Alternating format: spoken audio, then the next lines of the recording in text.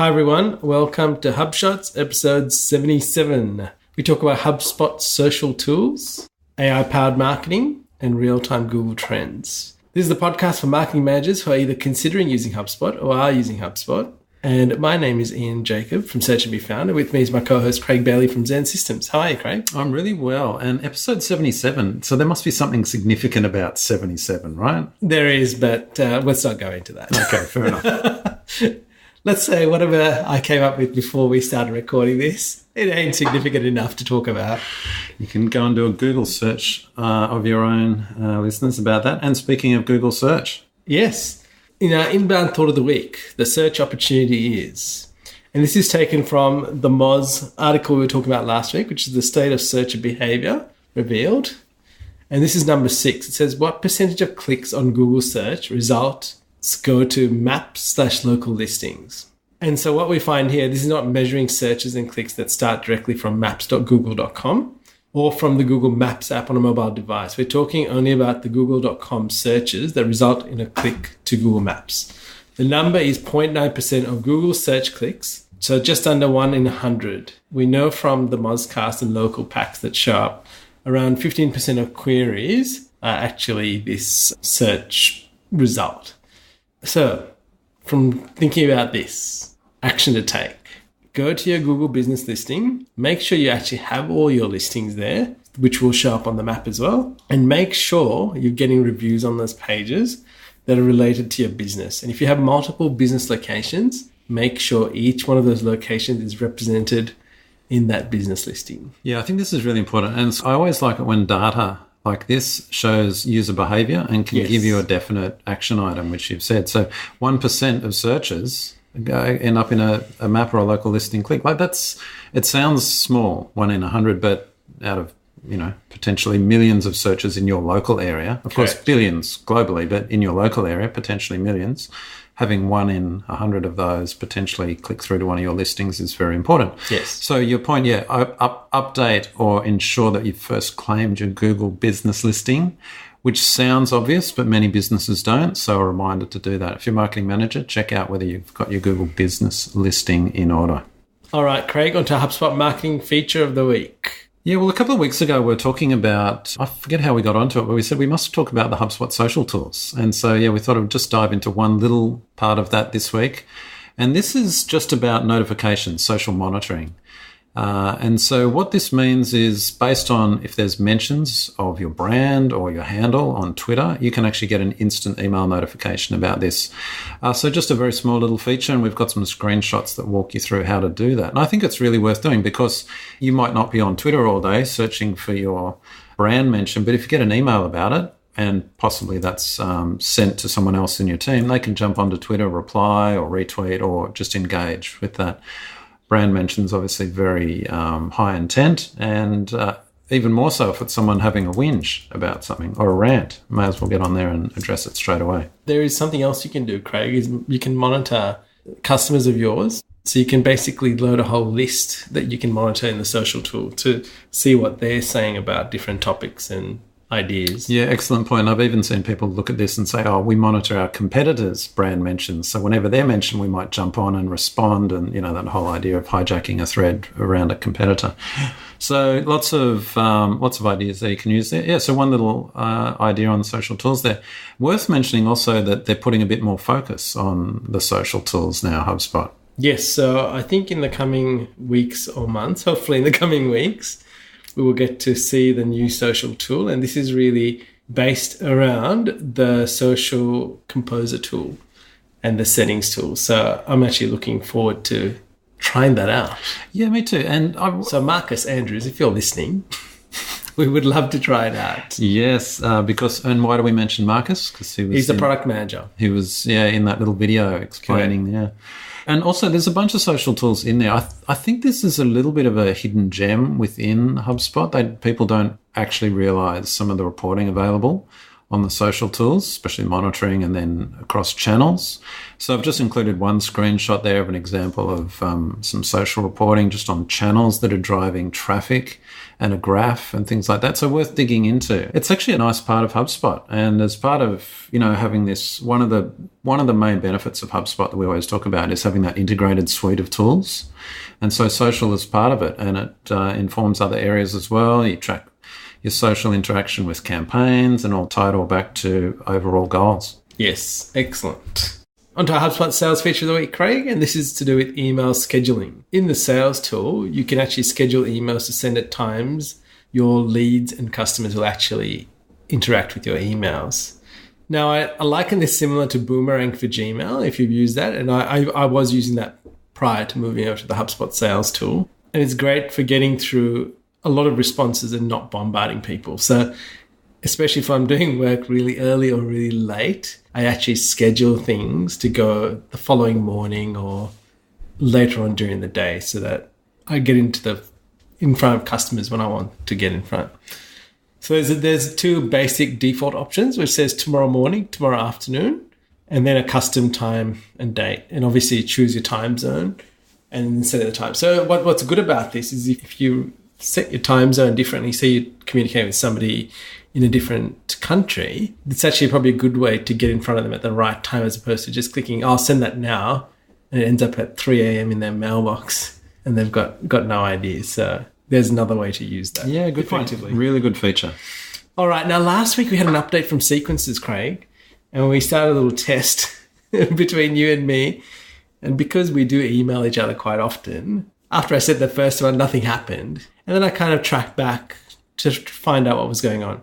And it looks like even though it was not related to that thread or that sequence that I started with you, the fact that I had been communicating with you with other emails backwards and forwards, and you didn't even open my first one, which should have kept triggering the sequence, nothing happened. It actually exited you out of that sequence, and then you never heard from me again. So just be aware that this will happen. So even though I'm testing it with you or with someone I know, if any email interaction takes place between the two of you, the sequence will end. As a default behavior, I actually think this is the right choice. They made the right choice there. But it would be nice that when you set up a sequence, you could have an option. You say, stop the sequence if they reply to this sequence email, or stop the sequence if they reply to any email from me. Yeah.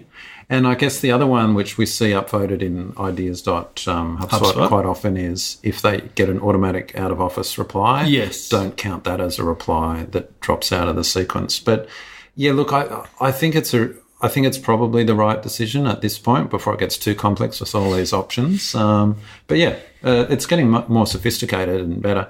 By the way, sequences, I don't know if I remember this incorrectly, but I thought it used to be limited to 5 actions, where they've removed that limit now. Or have I just misremembered that? No, there is a limit still. Right. Is there? Okay. When I was setting it up last week, there was only a certain limit I could get to. Oh, okay. I don't know I can't remember off the top of my head whether it's 5, but... No, it's definitely more than 5 now, I'm sure. But yeah. Okay. Yeah, because I remember I couldn't actually add any more in the sequencing list when I was sending it off to you. Oh, right. So there was a limit. Yeah. Okay, cool. There is. All right. On to our Sydney Hug reminder. So this is the HubSpot user group, which is going to be in Sydney on the 30th of March. So in 10 days' time, that's where we will be at the HubSpot user group. So if you're listening to this podcast this week and you're in Sydney and you haven't registered, you need to get in on register and be there. Yeah, it's going to be really good. They're going to have a different format. It'd be interesting to see how this goes. I think I've forgotten what he's called it, but it's going to be like kind of a rapid fire, like there'll be different sessions. Then you go to one table, then they, I don't know, ring a bell or something. Yeah, I'm actually keen to see how this is going to work. Yeah, I think it'll be good. I'm assuming he's going to have them in different rooms or something, so there's not all 5 going on at once in one room or something like that. But I quite like this rapid fire kind of, we'll sit in this. And so the advantage for people coming is you get exposure to a lot of things. That's my reading of it. Yes. So it'll be interesting to see how Chris organises that. Yeah, looking forward to it. It's going to be good. All right, Craig, on to our opinion of the week. And I think this is really interesting. The switch to artificial intelligence-powered search engine marketing campaign management. And I thought this was fascinating, reading it. So this is from campaignlive.co.uk.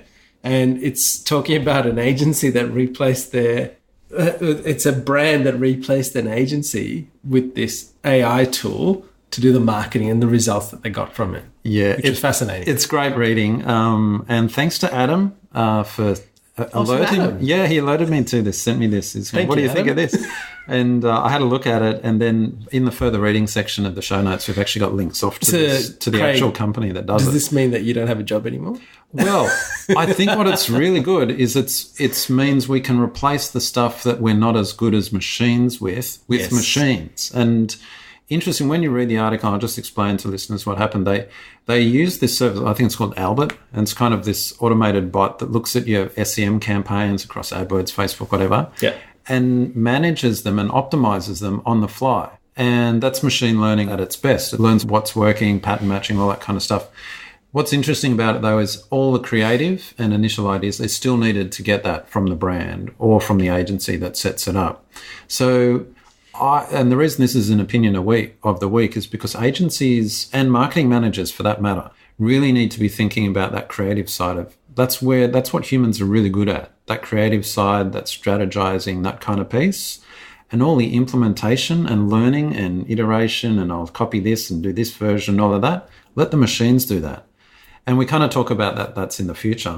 It's coming. Here now. It's here, and it can't come soon enough. And so we've already signed up for the demo. I would love to use that and offer it as part of our agency. Yes. Where we kind of say, can we get good SEM results? I'm like, well, yeah. In fact, you can't get fantastic beat it. results, You can't beat it. Yeah. So one thing that was highlighted from this article that kind of stood out to me, obviously you've highlighted that creative still has to be supplied by the customer or by us in essence. One thing that it worked out that in that creative, it said that things in this particular test where it was whatever the brand was that they were testing, that the images that had people in them actually performed 50% better than images that didn't have people in them, which again was really fascinating because obviously it's understanding what's in that image when it's actually doing the testing of the advertising that's working and what's not working. And in some ways, the machine doesn't even have to know it's an image, although they're smart enough to do that now, but it instantly sees that. And I know in Facebook, for example, it'll often optimize with its own machine learning. Yeah, right. But one of the advantages of this tool is it kind of is cross-channel. So you get that learnings episode. And feed it across. And you feed it across to other channels. Yeah. You go, this worked for this audience.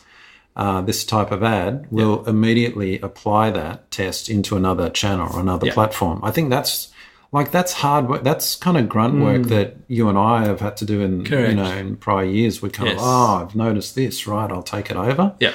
Machines just do that for you. Yeah. All right, on to our creative top 10 of the week, Craig. And this is my challenge to you. It's an IT support company, a progressive IT support company, should I say.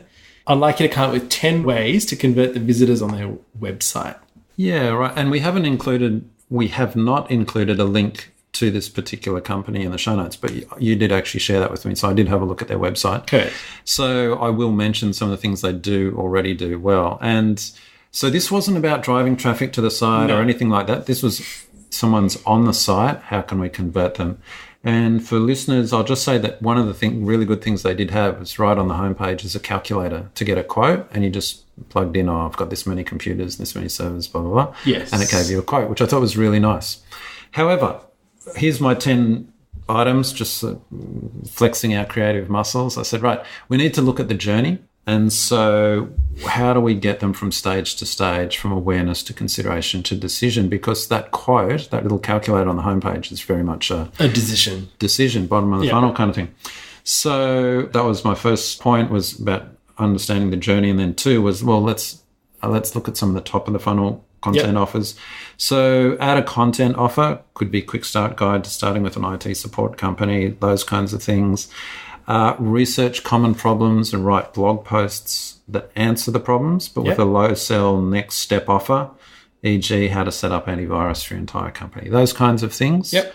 So then you're at least getting their names, putting them into a nurture. Add slide-ins to all blog posts, tailored based on blog post topics. So I think some of the posts I saw were quite good. They were top of the funnel, answering questions. Others were very much about decision stage, so your lead flow there would be different. Yeah.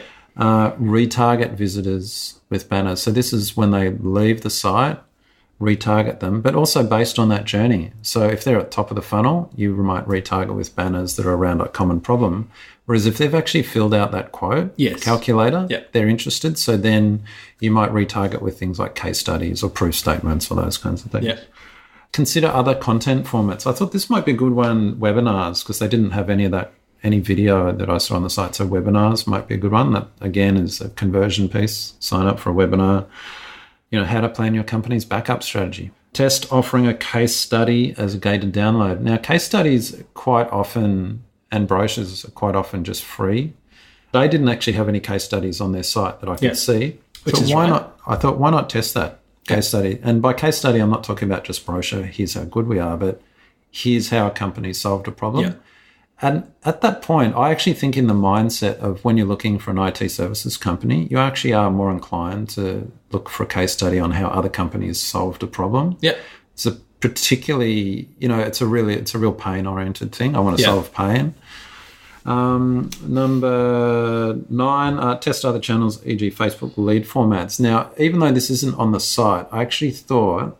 It's a conversion point. It's a conversion point, while they're on Facebook. And I just... they don't have any social presence, which I thought was interesting. Maybe that's just because, they hadn't got around to it. The stuff they did do, they did really well. So they haven't spread themselves too thin, I will say about that. The site is very good. Yeah. But there's opportunities in other channels to get a conversion in. And then number 10, try other calculators, because people like calculators, I think, but not so much for cost. Maybe it's more top of the awareness tools. How many licenses do I need? This is quite often the case. With IT, I find it's like, well, how many licenses do I need? Because a lot of the companies have this, there's a work license that covers a home device as well. And yeah, right. You kind of get confused. How many? Yeah.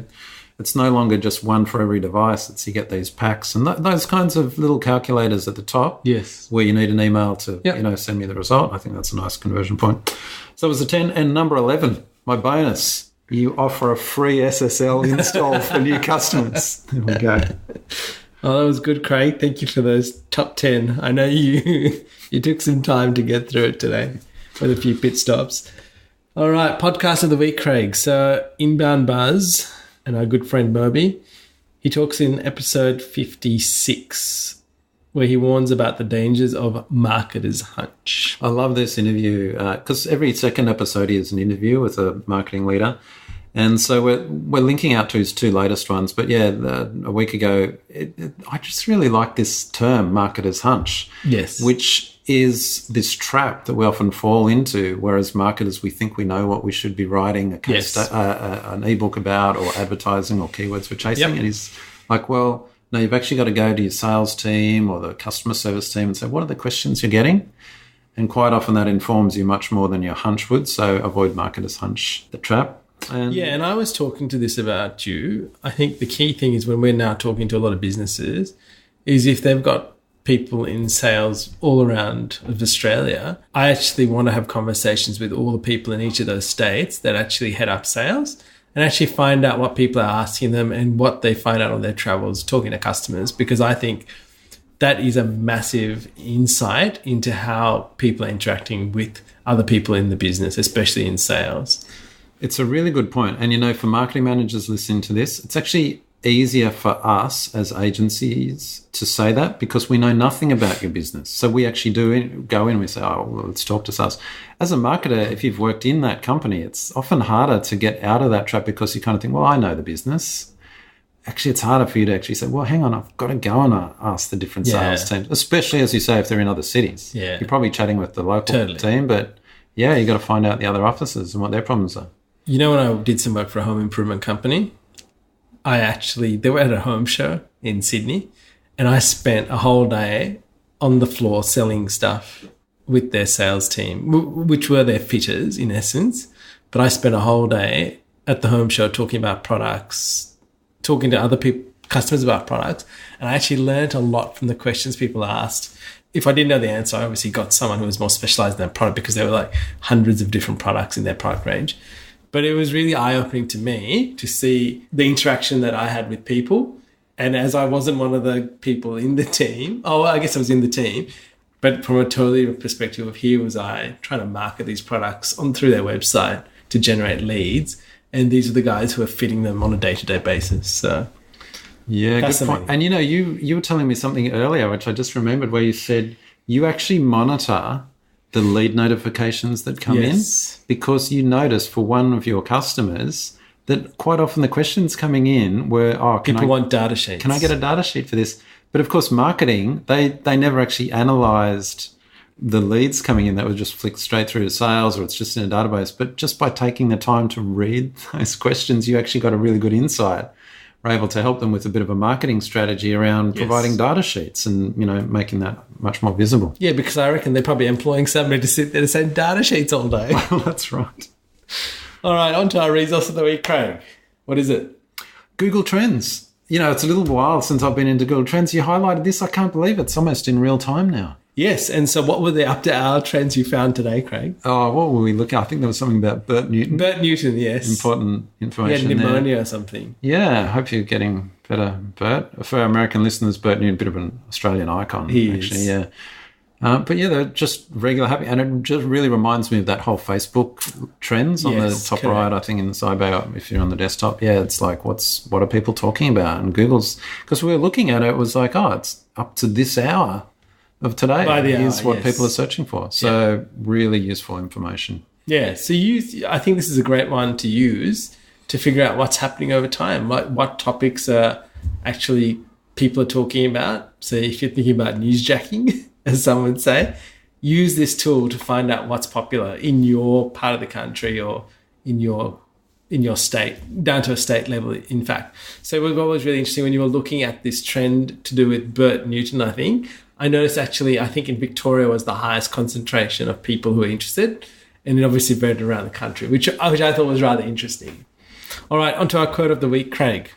This is from a book you're reading, Anthony Robbins. Some people are experts on post-traumatic stress. I aim to be an expert on post-traumatic growth. Yeah, look, I love this quote, and totally not related to marketing or anything. And, if you'd asked me a couple of years ago about Anthony Robbins, and I think he wants to be called Tony Robbins these days. Oh, really? Yeah, I think he's not sure why, but I would have said, first I would have made fun of him. Yes. Then I would have made fun of anyone that went to or read one of his books, right? Because I think there's a time and a place for everything, right? But lately I've actually really enjoyed reading his books, and I get a lot of value out of them. So I'm not sure why I mentioned this, except to say if you enjoyed it. If you've heard that quote and dismissed Tony Robbins, maybe give him another chance. I don't know, maybe not. And I guess over time he has matured and he has grown. So I was pleasantly surprised. Yeah. I quite like him. And I saw this Netflix documentary on him last year, I think. Yes, you did. I Am Not Your Guru. Yeah, I'm Not Your Guru. And it's kind of a behind-the-scenes look at the guy. Yeah. And there's, some things not to like, but there's lots to like. Yeah. All right. And finally, on to our random thought of the week, Craig. And this is by Seth Godin. And this is one of his latest blog posts. It says, 3 simple and difficult steps. Get smarter. Learn something new and difficult and valuable. Learn it today and continue to learn it tomorrow. Solve interesting problems.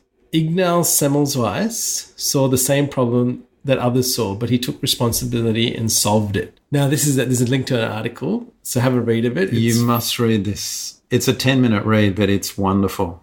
Read that. And then Seth says, care more.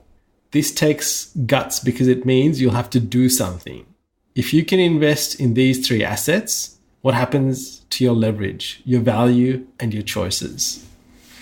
There are people who cut corners better than you, work more hours than you, and certainly work cheaper than you. But what would happen if you became the person who was smarter, better at solving problems, and cared the most? And there endeth the blog. I love Seth. All right, guys. That's it for another week. Please join us on our WhatsApp group and on our Facebook group. And if you've got any pressing questions, please share it in the Facebook group. We had a good question about lead flows in the group this week. So, yeah, thanks for that. So let's keep it vibrant and happening. And if you've got any creative top 10s you want to see happen, let us know every Monday and we will flex our muscles, Craig, and try and answer puny those muscles are. We want to grow them. All right, until next week, Craig. Catch you later, Ian. Go. Hey there, thanks for listening to this episode of HubShots. For show notes and the latest HubSpot news and tips, please visit us at hubshots.com.